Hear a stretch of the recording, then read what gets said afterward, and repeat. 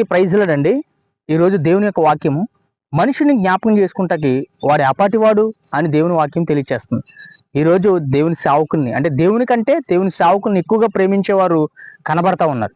అలా అని మనం ఇంకో వాక్యం జ్ఞాపకం చేసుకుంటే పైకి భక్తి గలవారేయండి దాని శక్తిని ఆశ్రయించేవారుగా కొంతమంది ఉన్నారని తిమోతి పత్రికలో దేవుని వాక్యము అద్భుతంగా సెలవిస్తుంది. ఈరోజు దేవుని కంటే సేవకుల్ని ఎక్కువగా ప్రేమించేవారు చాలా మంది కనబడతా ఉన్నారు. అంటే నాకు అర్థం ఏంటి అని అంటే సేవకుని ప్రేమించొద్దని నా అర్థం కాదు, కానీ సేవకుని ప్రేమించవచ్చు, కానీ దేవుని కంటే మితముగా దేనిని మనం ప్రేమించకూడదు. ఈరోజు సేవకులు వచ్చేసరికి వాళ్ళని చూసి ఎక్కువగా మరి అతి వినయం, అతి విధేయత, అతి భక్తి ఎక్కువగా కనుపరుస్తూ ఉంటారు. అంటే సేవకుల దగ్గర నాకు మార్కులు పడాలి, సేవకుల దగ్గర నేను కనబడాలి, సేవకుల దగ్గర నా పరిచర్య కనబడాలని చూస్తున్నావు, కానీ దేవుడు చూడాలి. దేవునికి ఎప్పుడైనా భయపడ్డావా? దేవుడు చూడాలి, దేవుడు నాకు మార్కులు వేయాలి, నా ఆత్మీయ జీవితం దేవుని దగ్గర ఎలా ఉంది అని ఏనాడైనా నువ్వు ఆలోచించావా?